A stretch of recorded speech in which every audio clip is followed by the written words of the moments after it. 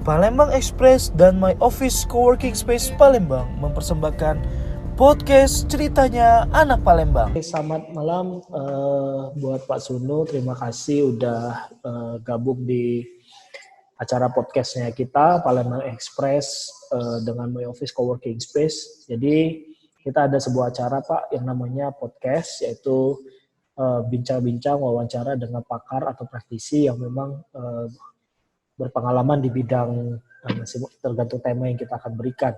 Nah, kali ini temanya akan ngomongin soal new normal, tentang pendidikan new normal. Kita tahu akhir-akhir ini banyak sekali hampir seluruh kalangan masyarakat ngomongin soal new normal. Dulu sebelum new normal ngomongin soal COVID, sekarang rata-rata udah ngomongin new normal. Nah, yang unik adalah pendidikan dibuat new normal. Ini menjadi salah satu bahasan yang serius karena banyak orang tua juga mempertanyakannya. Nah, mungkin sebelum masuk ke tema, Pak Sunu boleh perkenalkan diri dulu biar nanti masyarakat mungkin bisa kenal sama Pak Sunu. Oke, saya Sunu, saya sehari-hari bekerja di Teaching Learning Center di Universitas Ciputra Surabaya, dan bidang saya memang bidang di universitas bidang pendidikan, jadi education specialist yang memang sehari-hari menggumuli tentang praktek-praktek pendidikan baik di tingkat sekolah dasar, sekolah menengah, atau di tingkat universitas begitu. Oke, jadi teman-teman yang dengar podcast kita, Pak Sunu merupakan salah satu praktisi pendidikan juga yang fokus kepada learning pembelajaran baik tingkat SD maupun sampai tingkat atas seperti itu. Nah, kita masuk ke tema Pak. Ini pertanyaan yang menarik, yang paling sering ditanyakan orang. Bagaimana pandangan Bapak sebagai praktisi pendidikan melihat new normal diterapkan di bidang pendidikan Pak? Ini bisa diterapkan atau justru sama sekali nggak bisa diterapkan dalam pembelajarannya, Pak? Sebetulnya pengertian new normal kan berasal bukan dari pendidikan. Itu adalah sebuah setting perilaku baru di dalam sebuah masyarakat. Jadi bagaimana orang-orang harus lebih punya perilaku yang baru, meninggalkan perilaku lama, terutama hubungannya dengan kesehatan. Jadi itu sebenarnya masalah perilaku sebetulnya. Tetapi masalah pendidikan, apakah perilaku pendidikan, perilaku belajarnya baru, sebetulnya bisa baru, bisa tidak gitu. Nah, seharusnya memang perilaku baru di dalam belajar itu, baik secara COVID maupun tidak COVID, itu memang perilaku itu harus diperbarui terus di dalam kita belajar gitu. Nah, sekarang sebetulnya kan begini, di dalam perilaku seperti apa yang pas untuk era sekarang, terutama di dalam perilaku situasi yang memang masih ada pandemik ini, maupun kedepannya setelah pandemik juga gitu. Jadi kita harus membedakan ini adalah perilaku yang hubungannya dengan kesehatan, ataukah perilaku yang hubungannya dengan belajar, atau perilaku belajar yang memang kita menjaga kesehatan kita dalam situasi seperti ini. Nah, itu yang kita harus cari. Nah, sekarang yang dimaksud dengan perilaku new normal di dalam pendidikan, apa yang diharapkan gitu. Mungkin saya perlu bertanya dulu, apakah perilaku kita tetap menjaga sehatnya, ataukah kita perilaku belajar yang kedua, atau apa? Silakan, gimana? Ini dari segi perilaku belajar siswanya mungkin Pak, di era new normal ini. Oke, baik. Sebenarnya di perilaku belajar sebelum new normal itu seharusnya kita sudah punya new behavior of learning, seharusnya gitu. Terutama dengan perkembangan teknologi di akhir-akhir sekarang ini. Sebelum new normal itu kan teknologi sudah sangat masuk di dalam dunia pendidikan sebetulnya. Cuma sayangnya perubahan perilaku belajar dengan menggunakan teknologi itu lambat sekali di Indonesia.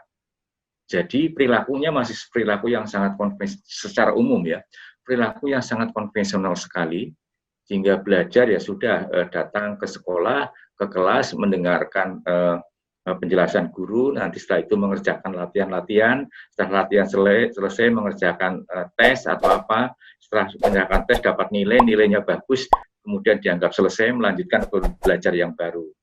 Nah, itu menjadi perilaku belajar menjadi perilaku rutin.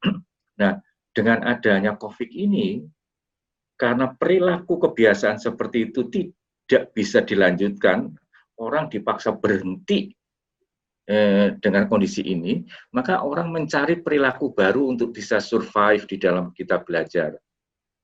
Nah, akhirnya satu-satunya adalah sekarang yang bisa diandalkan adalah belajar dengan menggunakan media teknologi. Sehingga bukan belajar teknologinya, tapi teknologi membantu kita untuk belajar. Nah, ini menjadi sebuah dorongan yang sangat luar biasa, tidak bisa terhindarkan. Siapapun sekarang kalau mau belajar, itu tidak bisa meninggalkan teknologi.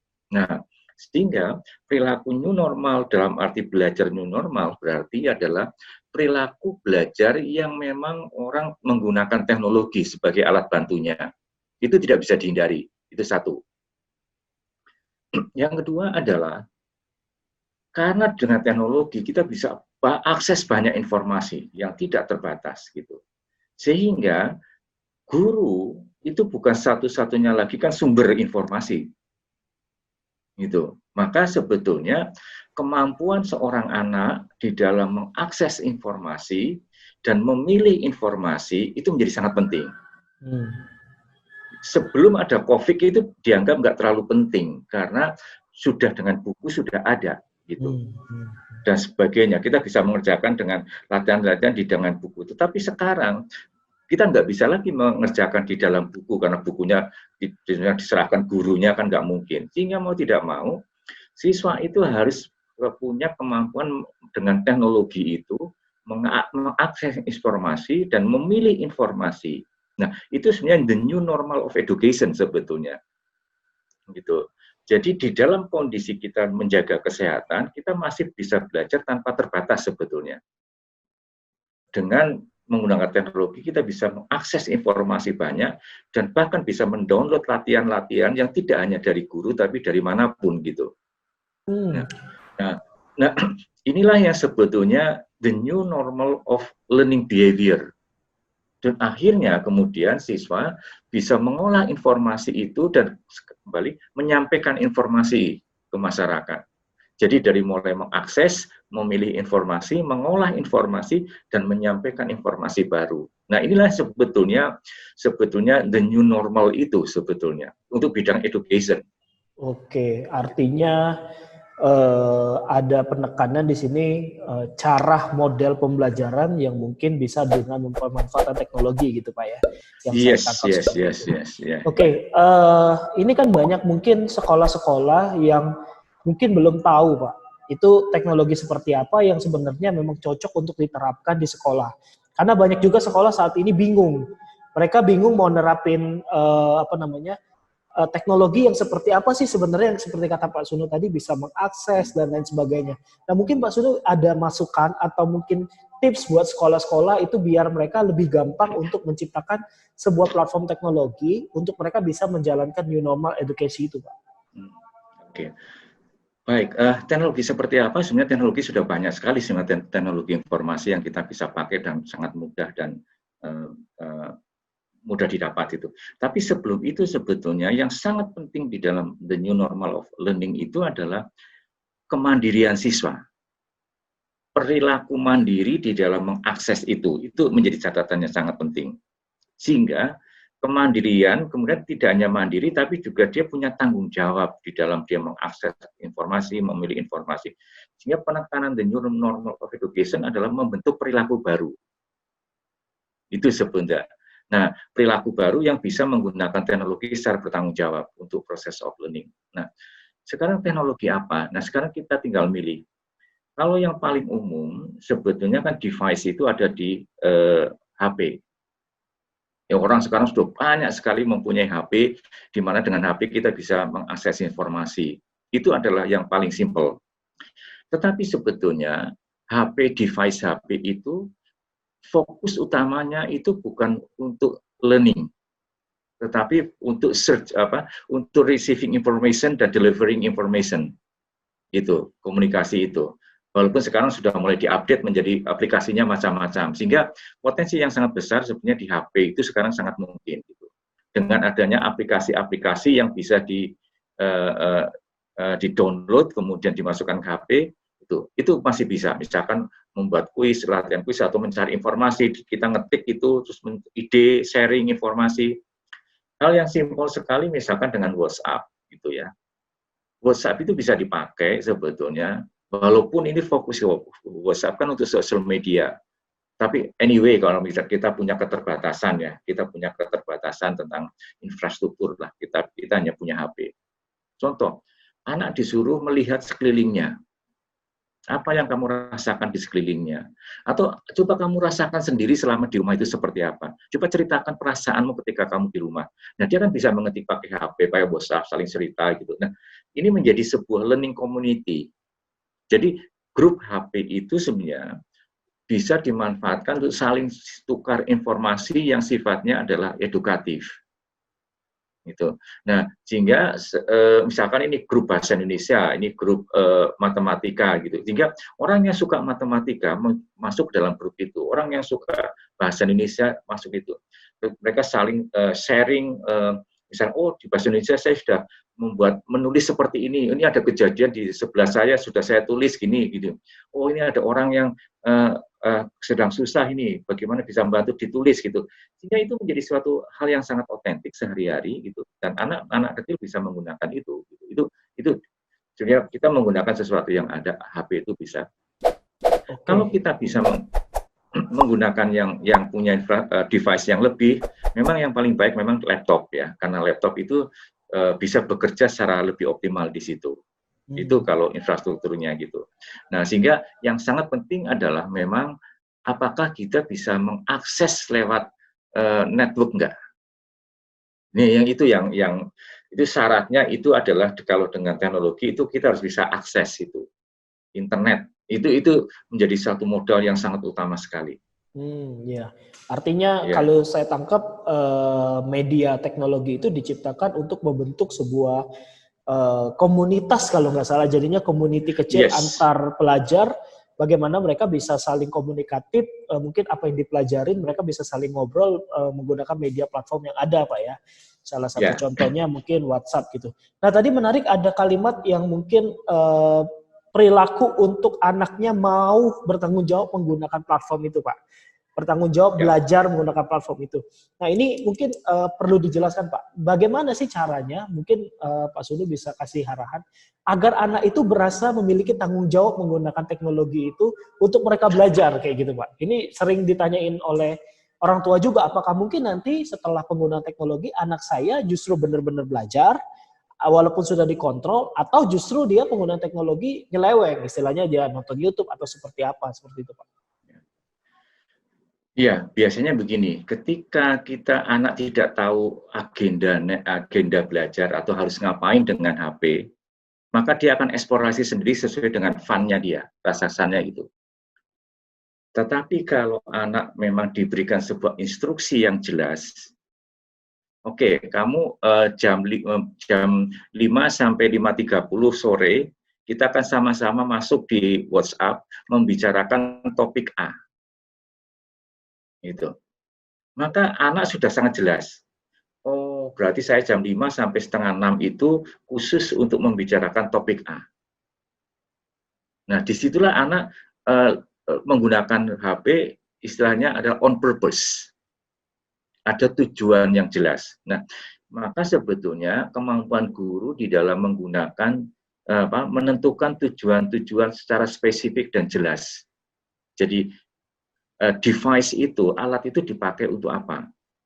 Nah, kalau itu tidak jelas, itu kemudian norma di dalam menggunakan, misalkan, oke, di dalam satu komunitas bahasa Indonesia, ayo, ketika kita menggunakan HP, sharing informasi, harus seperti apa? Do dan don't-nya jelas. Nah, maka nanti komunitas yang anak-anak yang bergabung di dalam komunitas itu, maka akan mentaati itu. Jadi normanya menjadi norma bersama, aturannya menjadi aturan bersama. Gitu. Nanti kalau ada yang tidak mengatur, misalkan temannya mengingatkan. Nah, ini kontrolnya menjadi kontrol yang sosial. Karena itu adalah community of learning. Nah, itu maka sebetulnya device itu membentuk anak-anak yang bergabung menjadi community of learning. Sama ketika orang dewasa sudah punya hobi ya, biasanya orang yang punya hobi sama, dia bergabung dalam satu komunitas, media komunikasinya milih salah satu. Ya. Apakah nanti pakai WhatsApp, ataukah pakai Facebook, ataukah pakai apa. Nah, pasti di dalam komunitas itu ada norma-norma yang disepakati. Gitu. Boleh ini, nggak boleh. Nah, ini yang harus peka gitu. Nah, inilah kita harus melatih anak-anak akhirnya berperilaku yang normatif sesuai dengan kesepakatan. Oke, artinya di sini ada peran aturannya SDM-nya juga untuk menciptakan sesuatu hal yang disepakati bersama murid-murid juga, sehingga murid-murid itu merasa oh ketika aku nggak ngikutin norma yang sudah diterapkan berarti aku melanggar gitu Pak ya, sehingga sama kayak dia masuk sekolah dia harus istilahnya kumpul tugas, itu kan aturan-aturan yang sudah baku sebenarnya. Dan itu diimplementasikan di dalam komunitas seperti itu Pak ya. Iya. Oke. Ini kita masuk ke kurikulum Pak. Nah, ini tadi kita ngomong perilaku.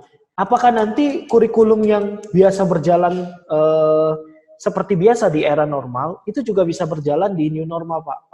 Artian misalnya cara belajar, ataukah mungkin setiap guru juga harus menciptakan inovasi-inovasi yang baru sehingga cara lama dengan cara yang akan dikembangkan di era new normal itu berbeda, Pak. Ini lebih ke cara belajarnya sih, cara guru mengajar. Kurikulum. Nah sekarang gini, tadi ada dari awal ada kurikulum. Kita harus ingat, kurikulum yang sekarang ada itu didesain untuk kondisi yang normal masa lalu. Itu dengan anak full tatap muka dengan guru, kemudian jangan sangat leluasa untuk cari pergi ke tempat-tempat lain dan sebagainya. Itu ingat itu. Jadi itu kurikulumnya dengan materi-materi yang secara full bisa tatap muka. Itu. Nah sekarang kondisi sekarang itu nggak bisa lagi, sehingga guru harus sangat peka memilih apa-apa yang penting untuk dipelajari dan bisa diterapkan dengan kondisi sekarang. Nah kekuatannya adalah sebenarnya ada di kemampuan guru di dalam memilih apa-apa yang perlu dipelajari itu. Jadi nggak bisa diterapkan 100% itu. Nah, itu yang pertama. Kedua adalah, kembali lagi, kalau yang dulu, fokusnya adalah pada penguasaan materi, penyelesaian materi. Karena mungkin guru merasa tidak perlu membentuk perilaku, gitu loh. Karena perilakunya sudah terbentuk dalam kondisi normal. Nah, sekarang, the new normal, guru membentuk perilaku.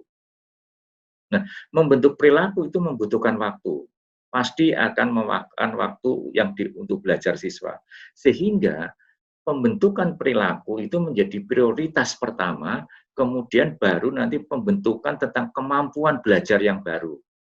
Tadi, kemampuan mengakses informasi, membuat kesepakatan secara yang harus ditaati dan sebagainya. Jadi ini yang penting, skala prioritas ini yang harus diadakan. Jadi jangan langsung, wah ini materinya belum selesai, itu cara berpikir masa lalu. Gitu. Tetapi sekarang bagaimana anak saya selamat bisa belajar dengan skill yang lebih bagus gitu. Skill belajar yang lebih bagus dengan teknologi. Nah ini yang harus menjadi prioritas. Maka guru harus menseleksi dan mendesain pembelajaran itu menjadi proses anak untuk mencari informasi, mengolah informasi, dan mempublikasi informasi. Gitu. Nah itu yang menjadi perilaku belajar yang baru itu. Oke, itu berarti prioritas pertama adalah bagaimana guru bisa membentuk perilaku anak dengan pemanfaatan teknologi. Terus bagaimana yang kedua, anak itu bisa mengeksplorasi dari apa yang ada gitu, mengolah informasi dan lain sebagainya. Nah itu kurikulum Pak. Tapi di sisi lain kan seperti ini, sekolah itu identik dengan anak-anak berinteraksi Pak. Interaksi, sekarang kita ngomong 3 bulan anak gak masuk sekolah aja, anak-anak kecil udah kangen temennya untuk ngobrol, main. Kita tahu keterbatasan teknologi itu adalah meraba, menyentuh. Itu menjadi salah satu keterbatasan yang ada, walaupun kita bisa live atau seperti ini gitu. Nah ini secara interaksi itu dengan pemanfaatan teknologi dan keterbatasan yang ada, itu terpengaruh atau enggak Pak? Terhadap mungkin pola pikir atau perilaku anak itu sendiri Pak? Ya. Pasti ya, karena belajar itu sebenarnya salah satu unsurnya adalah social interaction, interaksi sosial. Semakin kita bisa berinteraksi, kita akan semakin bisa belajar. dari orang lain, dari sumber gitu. Nah itu. Nah tetapi interaksi itu ada 3. Interaksi dengan siapa saja. Pertama adalah anak harus dibiasakan interaksi dengan kayak guru. Oke. Itu kan biasanya interaksi guru gitu. Itu biasa. Yang kedua adalah dia berinteraksi dengan peer, dengan teman. Oke. Gitu. Dengan yang ketiga adalah interaksi dengan sumber belajar. Itu 3. Sehingga sebetulnya 3-tiganya masih bisa berinteraksi. Yang satu melalui media dengan teknologi, tetapi untuk saat ini yang interaksi dengan teman, dengan guru itu tidak touching. Gitu. Bahwa menyapa, tersenyum, menghibur temannya, mendorong temannya itu masih bisa.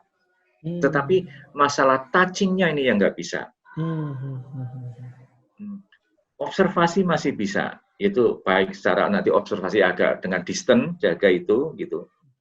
Nah, ini yang memang harus dibiasakan. Padahal anak kecil biasanya touching itu kan sangat menyentuh, itu sangat terkesan ya, berpelukan, itu kan sangat mengesankan buat. Nah, inilah yang harus diberi pemahaman ke anak-anak untuk sementara nggak boleh dulu. Ya demi kesehatan gitu. Tapi bukan berarti kedepannya nggak dilarang terus nggak. Ini hanya untuk temporary sementara itu. Nah misal karena kalau kita kalau melanggar itu nanti kedepannya malah kita nggak bisa touching untuk waktu lama seterusnya gitu. Jadi itu ini kan sifatnya temporary. Tapi betul social interaction itu tidak bisa ditinggalkan dari dunia pendidikan. Oke. Artinya ya tetap ada 3 interaction tadi dengan guru, dengan sesama teman dan informasi, tapi memang keterbatasannya adalah di touching sosial, walaupun itu menjadi salah satu alasan mungkin orang tua menyekolahkan anak biar dia bisa mendapatkan ngobrol pengalaman dengan teman-temannya yang lain gitu Pak ya. Tapi cuman masalahnya keterbatasan saling menyentuh gitu aja. Nah ini pertanyaan selanjutnya Pak, yang sering ditanyakan oleh orang tua. Orang tua kebanyakan takut untuk kemarin pada saat ada isu untuk membuka sekolah, kebanyakan orang tua untuk enggak, anak saya enggak akan saya sekolahin gitu. Karena, tapi di sisi lain kebanyakan orang tua juga sudah bingung, kewalahan Pak, untuk ya mengajari anaknya by online gitu. Nah, ini ada nggak Pak tips untuk orang tua gitu? Kalaupun ini nanti selama mungkin berapa bulan terakhir ini tetap online, apakah ada tips untuk orang tua agar orang tua juga bisa, maksudnya jangan sampai tanda kutip, aduh merasa nggak maksimal di online, tetap harus tatap muka, tapi di sisi lain tatap muka dia takut. Tips buat orang tua nggak khawatir dan juga ngerasa teknologi itu sebagai sahabat mereka kayak gitu Pak. Ya. Nah, oke. Tipsnya adalah pertama, orang tua harus betul-betul mempelajari apa yang menjadi prioritas untuk keluarga di situ. Itu. Prioritas itu menjadi penting. Oke, itu harus setiap keluarga bisa beda-beda prioritasnya kan. Itu value-value di dalam keluarga. Maka sebetulnya adalah prioritas itu harus dibicarakan dan disepakati oleh anak dan oleh keluarga gitu. Kalau prioritas itunya misalnya kesehatan is number one, maka ya kesehatan itu harus diperhatikan sekali gitu. Nah, itu yang menurut saya pertama. Yang kedua, prioritas untuk belajar. Oke. Nah, belajar di era sekarang itu bisa bermacam-macam caranya. Gitu. Nah, itu kembali lagi. Untuk sekarang prioritaskan supaya anak bisa belajar secara mandiri. Itu membentuk perilaku belajar mandiri. Nah, perilaku belajar mandiri misalkan anak sepakat dengan orang tua untuk membuat jadwal. Itu. Jadwal belajar di rumah, apa yang modern. Terus kemudian anak dibantu, oke, jam ini belajar apa, tentang apa, gitu ya. Nah, biar sedikit demi sedikit itu anak mengatur jadwal belajarnya. Nanti orang tua tinggal mengecek. Gitu. Oh, kamu sudah belajar ini enggak, dicentang gitu. Jadi lama-lama tanggung jawab orang tua itu dari mulai mengontrol, lama-lama dia hanya memonitor gitu loh. Kemudian ketika anak sudah mandiri, nanti orang tua tinggal mensupport, mendukung. Nah, itu. Nah, ketika anak orang tua menjadi pengontrol, itu memang terasa sangat berat karena harus sangat dekat, terus diawasi per menit dan sebagainya gitu. Nah, maka dibiasakan kesepakatan dengan anak itu penting gitu. Oke, yang penting tadi, oke sepakat kamu besok mau belajar berapa jam, mau mengerjakan apa saja, biarlah anak yang bentuk nanti orang tua yang mengecek begitu. Nah, lama-lama transfer tanggung jawab belajar itu dari orang tua ke anak. Nah, ketika nanti perilaku belajar mandiri sudah mulai terbentuk, orang tua akan lebih ringan. Jadi kalau sudah dari controller menjadi supporter, itu akan lebih ringan. Tinggal orang tua tanya, kamu perlu apa lagi? Perlu informasi apa? Perlu latihan apa lagi yang kurang? Nah, orang tua tinggal mencarikan informasi-informasi, membantu siswa mencarikan atau mengecek gitu. Misalkan matematika, kamu perlu belajar matematika tentang apa? Nanti orang tua carikan, ini sumbernya banyak ini. Atau membantu anak mencari sumbernya. Latihan matematika kan sekarang ada di mana-mana gitu.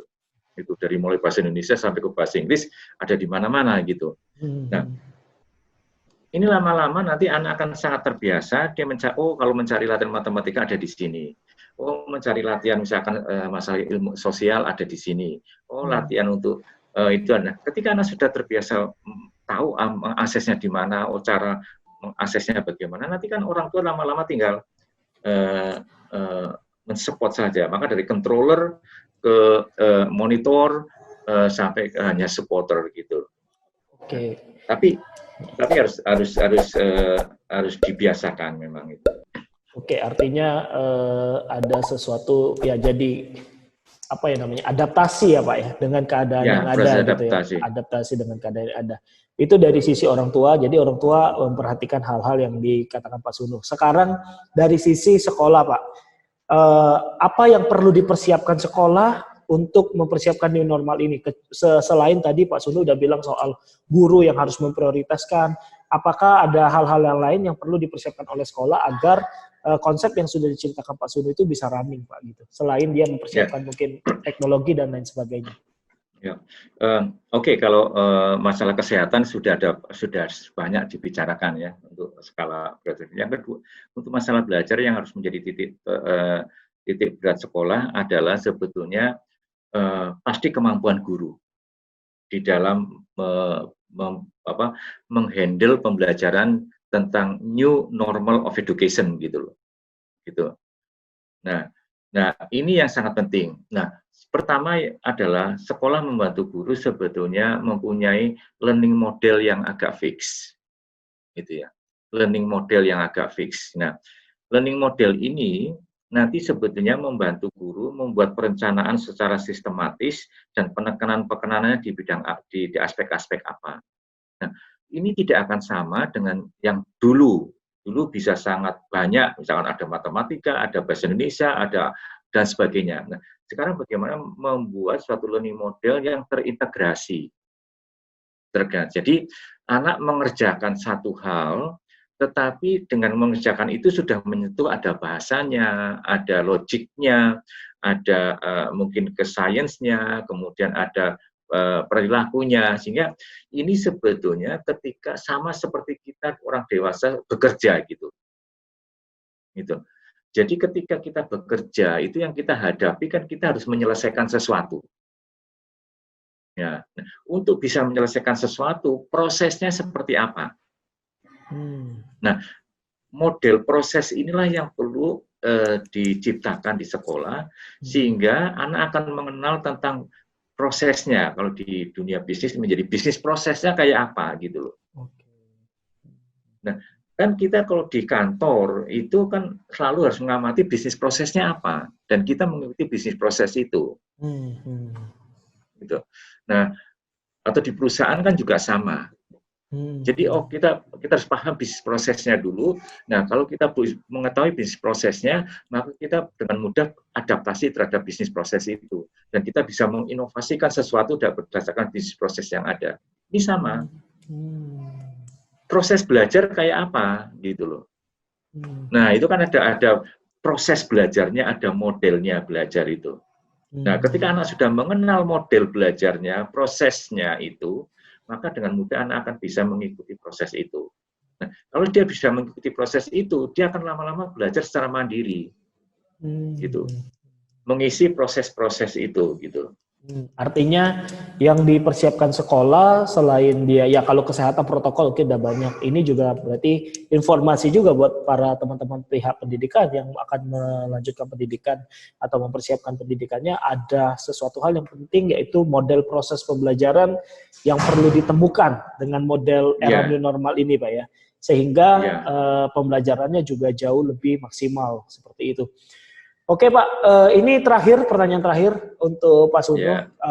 Pertanyaannya adalah pesan dan tips apa untuk seluruh orang tua, untuk masyarakat yang dengerin podcast kita ini untuk menghadapi era new normal di pendidikan. Mungkin Pak Suno punya pesan-pesan untuk para orang tua maupun masyarakat seluruhnya Pak. Silakan Pak. Oke, terima kasih. Yang pertama adalah sikap terbuka. Ini penting sekali. Terbuka dengan hal-hal baru di dalam sistem belajar yang mungkin kita belum pernah mengalami. Itu dengan sikap terbuka kita akan mengurangi kecurigaan kita. Itu satu. Sehingga sekarang, dulu itu belajar banyak itu baik. Sekarang bisa less is better. Sedikit itu lebih baik. Asalkan itu membuat anak mandiri dan menjadi suatu proses yang jelas. Itu sehingga open mindedness itu menjadi sangat penting. Itu keterbukaan gitu. Itu yang pertama. Yang kedua adalah perhatikan anak-anak lebih dominan pada sikap dan skillnya, kemampuan sikap dianya dan skill. Contoh sikap adalah apakah anak itu punya kepekaan pada fenomena di sekitarnya atau situasi di sekitarnya gitu. Nah, kenapa kepekaan pada situasi di sekitar itu penting? Karena itulah sebenarnya cikal bakal anak mengenal atau mempunyai kemampuan untuk mengenal opportunity. Gitu. Kalau anak cuek pada lingkungan, dia nggak akan mengenal opportunity. Itu. Nah, itu satu. Jadi kepekaan. Perhatikan apakah anak semakin lama semakin peka pada situasi di sekitarnya. Nah, kepekaan itu membuat dia punya inisiatif untuk melakukan sesuatu. Nah, itu satu. Kedua, kepekaannya kedua adalah perhatikan tentang ide-ide kreatif. Itu. The new normal ini sangat membutuhkan orang-orang yang kreatif. Karena perilaku-perilaku biasa itu nggak bisa lagi diterapkan. Kita harus beradaptasi atau meng-create sesuatu yang sebelumnya nggak ada. Nah, perilaku kreatif ini menjadi sangat penting. Gitu. Jadi dorong anak untuk mempunyai perilaku kreatif gitu. Itu yang kedua atau ketiga tadi saya lupa. Ketiga. Keempat adalah perilaku kreatif itu akhirnya anak terbiasa untuk menemukan sesuatu yang esensial. Jadi ini penting. Esensial itu artinya ini. Dia bisa menciptakan sesuatu dan sesuatu dihargai oleh orang lain. Nah, itu. Nah, ini karena kemampuan dia menciptakan sesuatu yang dihargai orang lain, itu suatu kemampuan yang akan terbawa seumur hidup.